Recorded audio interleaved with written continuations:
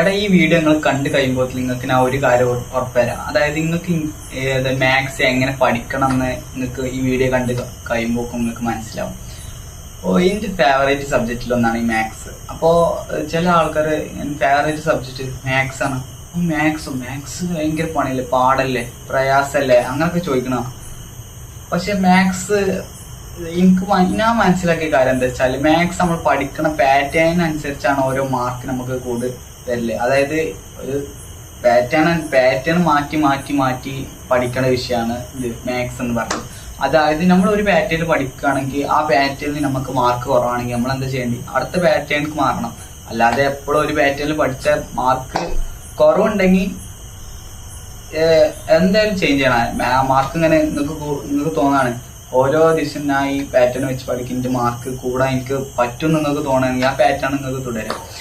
അപ്പോൾ ഞാൻ കുറച്ച് എങ്ങനെ പഠിക്കണം എന്നുള്ള കുറച്ച് പാറ്റേൺ ആണ് ഞങ്ങൾക്ക് പറഞ്ഞുതരാൻ. അപ്പൊ നിങ്ങൾ അതിനനുസരിച്ച് ഇത് ചെയ്ത് നോക്കാം.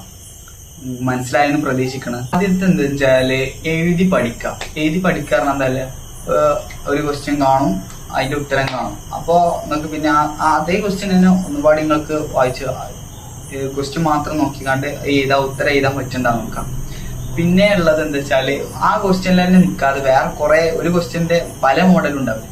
ആ മോഡലൊക്കെ നമ്മളിങ്ങനെ ചെയ്ത് വരും. അപ്പൊ അതിനനുസരിച്ച് നമുക്ക് മനസ്സിലാവും ഇത് എനിക്ക് ചെയ്യാൻ പറ്റുമോ, അല്ലെങ്കിൽ ഇത് എനിക്ക് ഭയങ്കര ടഫാണോ, അതിനനുസരിച്ച് നിങ്ങൾക്ക് മനസ്സിലായി ഇങ്ങനെ വരും. പിന്നെ ഉള്ളത് കുറെ ആൾക്കാർ ചോദിച്ചാൽ എഴുതാനൊക്കെ ഭയങ്കര റിസ്ക് അല്ലേ, കുറെ നോട്ടൊക്കെ വേണ്ടേ. അങ്ങനെയല്ല. നമ്മൾ എഴുതി പഠിക്കുമ്പോൾ ന്യൂസ് പ്രിന്റ് കുറച്ച് ബൾക്കായിട്ട് വാങ്ങാം. മാത്സ് വിഷയം ടഫ് ആയിട്ടുള്ളവരും മാത്സ് വിഷയമല്ല, നിങ്ങൾക്ക് വേറെ വിഷയത്തിലൊക്കെ എഴുതാൻ പറ്റും ന്യൂസ് പ്രിന്റ്. അതായത് A4ന്റെ ഈ ന്യൂസ് പേപ്പർ ഇല്ലേ, അതിന്റെ പേപ്പറിന്റെ കുറച്ചും പാടി ക്വാളിറ്റി കുറഞ്ഞ കുറച്ച് ബൾക്കായിട്ട് നിങ്ങൾക്ക് വാങ്ങിയാൽ തന്നെ നിങ്ങൾക്ക് ബൾക്കായിട്ട് കിട്ടും. വളരെ കുറഞ്ഞ പൈസ ഉള്ളൂ. അപ്പൊ ആ ബൾക്കായിട്ട് വാങ്ങി നിങ്ങൾക്ക് ഇങ്ങനെ എഴുതി പഠിക്കാം. മാക്സിമം നിങ്ങൾ എഴുതി പഠിക്കാം. പിന്നെ നിങ്ങൾ മനസ്സിലാക്കേണ്ട കാര്യം എന്താ വെച്ചാൽ മാത്സ് വിഷയം ഒരു ഇക്വേഷൻ കിട്ടിയാൽ ഇക്വേഷൻ മാക്സിമം നമ്മൾ എങ്ങനെ ഇക്വേഷൻ പഠിക്കണം എന്നറിയും. അതായത് ഒരു ഇക്വേഷൻ കിട്ടും, ഇക്വേഷൻ ആദ്യം എഴുതി, പിന്നെ അതിന്റെ റിപ്പീറ്റ് അതിന്റെ അടിയിൽ എഴുതി പിന്നെ പെട്ടെന്ന് നിങ്ങളൊന്ന് എഴുതി വെക്കുമ്പോൾ പഠിഞ്ഞു. അങ്ങനെയല്ല. അതായത് നിങ്ങൾ പെട്ടെന്ന് ചിലപ്പോൾ ഇതുമായി ബന്ധപ്പെട്ട് പെട്ടെന്ന് നിങ്ങൾ ചോറുന്നുമ്പോൾ നിങ്ങൾ x+y = അങ്ങനെ ചിന്തിച്ചെടുക്കാൻ ശ്രമിക്കുക. അതായത് നമുക്ക് കിട്ടുന്നുണ്ടാ അങ്ങനെ എക്സാമിന് പെട്ടെന്ന് വന്നാൽ നമ്മൾ ടെൻഷൻ ആവും. അങ്ങനെ നമ്മളൊന്നും ആലോചിച്ചോ. പെട്ടെന്ന് ഇപ്പൊ ഞാൻ ഒരു കല്യാണത്തിന് പോകണം. അപ്പൊ കല്യാണത്തിന് പോകുമ്പോൾ ഞാൻ ചിന്തിക്കണം x+y = അങ്ങനെ ചിന്തിക്കണം. എനിക്ക് കിട്ടും, അല്ലെങ്കിൽ എനിക്ക് കിട്ടില്ല, ഞാൻ ഒന്നും പാടി പഠിക്കേണ്ടതുണ്ട്. അപ്പൊ എനിക്ക് അങ്ങനെ മനസ്സിലാക്കാൻ ശ്രമിക്കാം. അപ്പോ അതിനനുസരിച്ച് എനിക്ക് ഏതൊക്കെ കിട്ടുന്നുണ്ട് പെട്ടെന്ന് അങ്ങനെ ചിലപ്പോ കുടിക്കുമ്പോൾ വെള്ളമായിരിക്കും x+y = അങ്ങനെ ചിന്തിക്കാം. അപ്പൊ നിങ്ങൾ മനസ്സിലായെന്ന് പ്രതീക്ഷിക്കണം. മനസ്സിലായാലും നിങ്ങൾ കമന്റിൽ ചോദിച്ചാൽ മതി, ഞാൻ അതിനനുസരിച്ച് പറഞ്ഞുതരാം. ഓക്കെ. പിന്നെ ഉള്ളത് എന്താ വെച്ചാല് പിന്നെ നമ്മള് എപ്പോഴും ഉറക്കം ഒഴിച്ചൊന്നും മാത്സ് പഠിച്ചാൽ ഒരിക്കലും പഠിയില്ല. അതുകൊണ്ട് മാക്സിമം എല്ലാവരും കുറഞ്ഞത് എത്ര മണിക്കൂർ ഇറങ്ങണം? കുറഞ്ഞത് 8 മണിക്കൂർ നിങ്ങൾ എല്ലാവരും ഇറങ്ങണം. പിന്നെ എപ്പോഴും അധികം ഭക്ഷണം കഴിച്ച് നമ്മൾ പഠിക്കുക അങ്ങനെ പാടില്ല. അധികം ഭക്ഷണം കഴിച്ചാൽ എന്താ പറയുക ഉറക്കം. തീരെ ഭക്ഷണം കഴിക്കാതെ എന്താ വെച്ചാല് നമുക്ക് ക്ഷീണമാവും. അപ്പോ ഒരു മിനിമം ഭക്ഷണം നമ്മുടെ ശരീരത്തിന് എത്രയോളം നമുക്ക് അനുവദിച്ചിട്ടുള്ള അത്ര ഭക്ഷണം കഴിച്ച് നമ്മൾ പഠിക്കാൻ ശ്രമിക്കാം. പിന്നെ ഉള്ളത് നമ്മൾ ടാബ്ലറ്റ് എന്തൊക്കെ വേണം? ടാബ്ലറ്റ് എപ്പോഴും ഒരു വാട്ടർ ബോട്ടിൽ എപ്പോഴും വേണം. ഒരു വെള്ളക്കുപ്പി എപ്പോഴും ഉണ്ടെങ്കിൽ നമുക്ക് ചിലപ്പം റൂമിൽ നിന്ന് ചിലപ്പം വെള്ളം എടുക്കാൻ ചിലപ്പോൾ റൂമിൽ തന്നെ വെള്ളം വെക്കല് അധികം പേര് റൂമിൽ വെള്ളം വെക്കല് കാണാറില്ല. അപ്പൊ ഡൈനിങ് ഹാളിൽ പോകേണ്ടി വരും, അല്ലെങ്കിൽ അടുക്കളയിൽ കിച്ചണിൽ പോകേണ്ടി വരും. കിച്ചണിൽ പോകുമ്പോൾ അവിടെ പോയി വെള്ളം കുടിക്കുമ്പോൾ സംഭവിക്കുക. അവിടെ പോയി അപ്പൊ ആരെങ്കിലും ഒക്കെ ഉണ്ടാവും, ഫാമിലി മെമ്പേഴ്സോ അങ്ങനെ ആരെങ്കിലും ഒക്കെ ഉണ്ടാവും. അപ്പൊ ഓലോട് പോയി കുറച്ച് വർത്താനം പറഞ്ഞ് ലാസ്റ്റ് പഠിക്കലുണ്ടാവില്ല.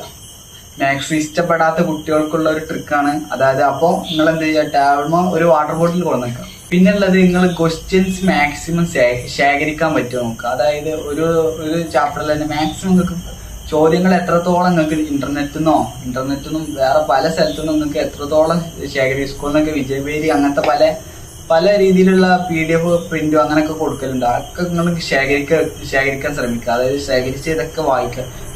ചിലർ പറയും ടഫ് ക്വസ്റ്റ്യൻ മാത്രം പഠിക്കാം. അങ്ങനെയാണോ? ചിലപ്പോൾ ടഫ് ക്വസ്റ്റ്യൻ മാത്രം പഠിച്ചു പോയി പരീക്ഷയ്ക്ക് ചിലപ്പോൾ സിമ്പിൾ ക്വസ്റ്റ്യൻ ആയിക്കാരം വരില്ല. ചിലപ്പോൾ സിമ്പിൾ ക്വസ്റ്റ്യൻ അങ്ങനെ ചെയ്യില്ല. ചിലപ്പോൾ അയ്യോ അമ്മ അങ്ങനെ ചിന്തിച്ചു പോകും. നമ്മളിങ്ങനെ സിമ്പിൾ ക്വസ്റ്റ്യൻ മാത്രം പഠിക്കുക, അല്ലെങ്കിൽ സിമ്പിൾ മാത്രം പഠിക്കുക, ഇത് എന്തായാലും ഇത്ര മാർക്കിന് വരുള്ളൂ, സിമ്പിൾ മാത്രം പഠിച്ചാൽ അങ്ങനെയല്ല. നമ്മൾ എന്തായാലും എന്ത് ചെയ്യുക, സിമ്പിൾ ക്വസ്റ്റ്യൻ മാത്രം വരുള്ളൂ, സിമ്പിൾ കുറച്ച് അധികം പഠിക്കുക. എന്താ ടഫ് പഠിക്കണ്ടെന്നല്ല, ടഫ് ഒന്ന് നോക്കി നിങ്ങൾ നോട്ട് ചെയ്ത് പഠിക്കുക.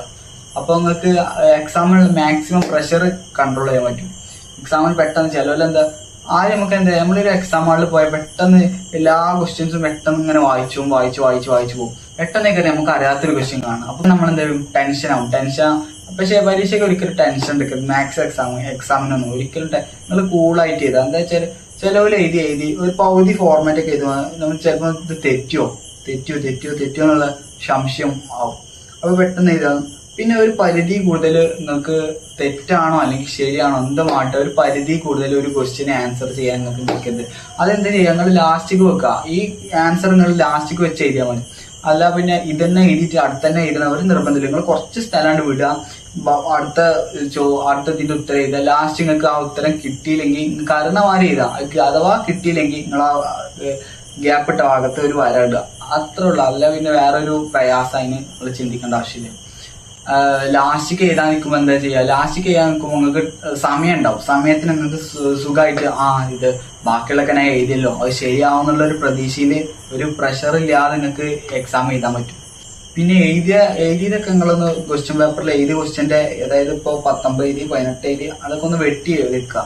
ഇനി അഥവാ നിങ്ങൾക്ക് ഇതിന്റെ ഞാനിപ്പോ എനിക്ക് ഈ 18ന്റെ ക്വസ്റ്റ്യൻ കുറച്ചല്ല ഞാൻ അവിടെ എഴുതിയിട്ടുള്ളൂ, ബാക്കി ലാസ്റ്റിക്ക് എഴുതാന്ന് വെച്ച് വിട്ടതാണ്. അപ്പൊ എന്ത് ചെയ്താൽ ആ ക്വസ്റ്റ്യൻ 18 ജസ്റ്റ് ഒന്ന് റൗണ്ട് ചെയ്ത് വെക്കുക. എന്താ ലാസ്റ്റ് ഒന്നും പാടി നോക്കിയിട്ട് അത് 18 നമ്മളത് വെട്ടുക. അപ്പൊ നമുക്ക് ഈ ക്വസ്റ്റ്യൻസ് വിട്ടു പോണ കുറെ ആൾക്കാർ എന്ത് ചെയ്യും, വീട്ടിലെത്തി പേപ്പർ ചെയ്യിക്കുമ്പോ അയ്യോ 18 ഞാൻ എഴുതിയില്ല, അവിടെ ക്വസ്റ്റ്യൻ വിട്ടിരുന്നു, ടൈം കിട്ടിയിരുന്നു, എഴുതിയില്ല. പക്ഷെ അത് മാക്സിമം നമുക്ക് ഒഴിവാക്കാൻ ശ്രമിക്കാം. ഈ 18 നമ്മൾ റൗണ്ട് ചെയ്തിട്ടാൽ അത് മാക്സിമം ഒഴിവാക്കാൻ നമുക്ക് ശ്രമിക്കാം. അപ്പോ വീഡിയോ നിങ്ങൾക്ക് എല്ലാവർക്കും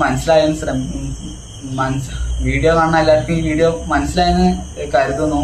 എന്തെങ്കിലുമൊക്കെ സംശയം ഉണ്ടെങ്കിൽ നിങ്ങൾക്ക് കമന്റിൽ ചോദിക്കാം, ഞാൻ അതിന് റിപ്ലൈ തരാൻ മാക്സിമം ശ്രമിക്കാം. പിന്നെ ഓക്കെ, താങ്ക്സ് ഫോർ വാച്ചിങ്.